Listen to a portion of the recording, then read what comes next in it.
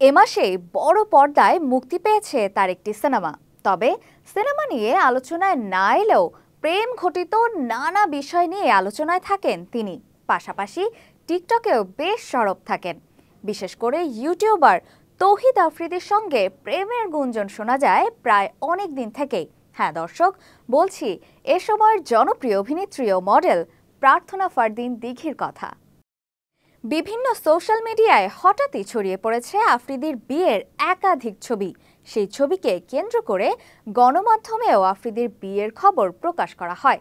আফ্রিদির সঙ্গে মিডিয়ায় প্রেমের গুঞ্জন থাকায় সম্প্রতি দিঘির কাছে জানতে চাওয়া হয় তার অনুভূতি সম্পর্কে। চলুন দেখে আসি দিঘির প্রতিক্রিয়া কি। গত ৫ আগস্ট শেখ হাসিনা সরকারের পতনের পর বেশ চাপে আছেন আফ্রিদি। এত কিছুর মাঝেই হুট করে আফ্রিদির বিয়ের খবর প্রকাশ্যে এলো। সামাজিক মাধ্যমে ১৩ নভেম্বর বেশ কিছু ছবি ছড়িয়ে পড়েছে তার, যেখানে বরের সাজে দেখা যাচ্ছে তাকে। এতে অনেকের ধারণা বিয়ে করেছেন তৌহিদ আফ্রিদি ও রাইসা। তবে বিভিন্ন গণমাধ্যমে বিয়ের যেসব ছবি ছড়িয়ে পড়েছে সেখানে পাত্রী রাইসা ছিলেন না। আফ্রিদি রাইসার যমজ বোন রামিসাকে বিয়ে করেছেন।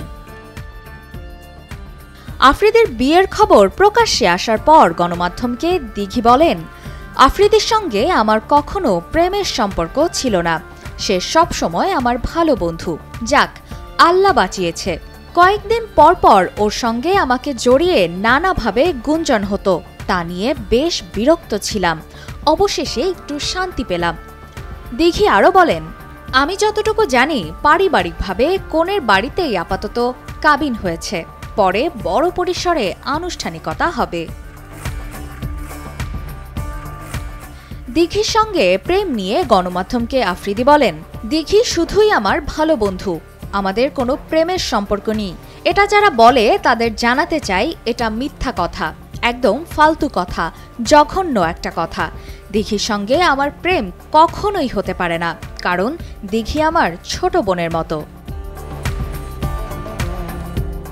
এদিকে বিয়ের অনুষ্ঠান সম্পর্কে এবার মুখ খুললেন আফ্রিদি।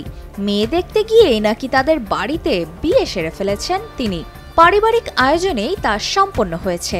আর সেই আয়োজনে দুই পরিবারের সদস্যরা ও ঘনিষ্ঠজনেরা উপস্থিত ছিলেন। পরে বড় পরিসরে বিবাহোত্তর সংবর্ধনার অনুষ্ঠান করা হবে বলেও জানান তিনি। অপর্ণা বর্ষা, কালের কণ্ঠ।